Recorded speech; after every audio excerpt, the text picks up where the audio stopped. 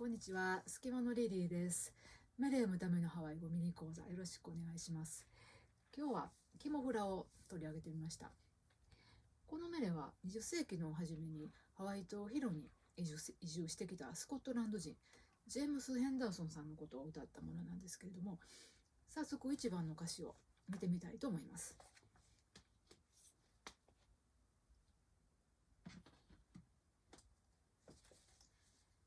アイヤイカウカをピーホノア。ピーホノアというのはヒロの山手の地名ですけれども、そこにヘンダーソンさんの家があったんですね。ピーホノアのカウカ山手に愛がありました。何があったのか。キーハーパイプはウルマーヒエヒエ。キーハーパイっていうのはガーデン、お庭ですね。プはお花がウルマーヒエヒエ。ウルマーヒエヒエな状態のお花が咲いているガーデンがありました。ウルマーヒエヒエというのは、ウルは育つですけれども、マーヒエヒエというのが賑やかな、お花でいうと咲き誇るっていう賑やかな感じのある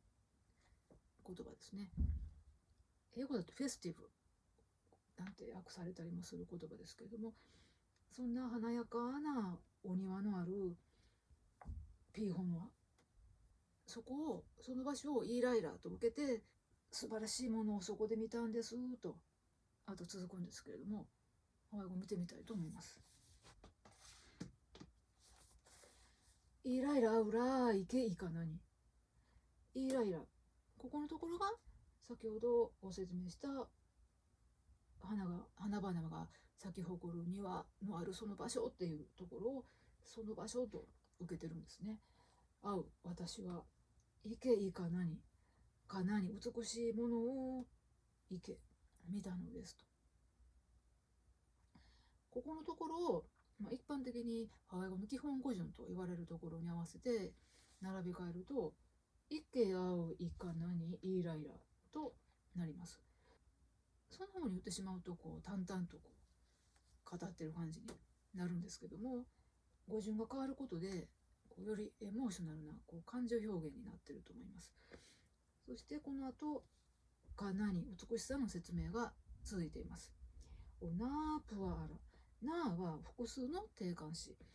お花がたくさんあるということを表現してるんですね。あら、香りが素敵なお花たちの美しさがそこにあったと、それを私は見たんですと。最後に続いてるアヘのいわれのところは、このあはそしてと文章を続けてる言葉なんですけれども、へ不定冠詞です。不定冠詞は説明文を導くことが多くて、この並びだと文帳にあるように見えますが、ここで一旦文章が切れて新たに文が始まっていると考えると意味が取りやすいですね。のいわれ、その私が見た美しい光景というのはぬいばれ、ただただ価値ある特別なものに思えたのです。ぬいっていうのは多いとか大きいという意味で使われることも多いんですが、こんな風に価値あるとか他に比べようもないとか素晴らしい重要なっていうような意味で使われたりもします。こんな風にキモフラというと、ピーホノアにあったヘンダーソンの家、モアニケアラの花咲き誇る美しい庭っていうのが強烈に印象づけられるところがあるんですけれども、その邸宅のあった広名町っていうのはどういうところだったのか。当時はサトウキビ産業で栄えてた広なので、移民労働者がたくさん暮らしてた、そんな時代なんですね。例えば1920年の人口構成を見てみると、7割ぐらいはハワイと以外にルーツのある日本人、中国人、ポルトガル人、フィリピン人っていうような移民労働者とその、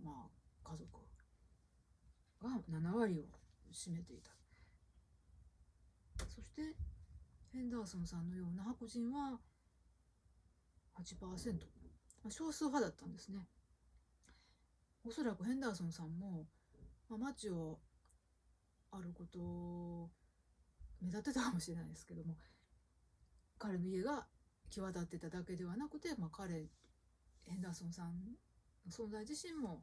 周囲から、一目置かれるような存在だったかもしれないですね。そんなヒロの町のことを、当時のヒロってどんな町だったのかっていうようなことも、ご紹介しながら、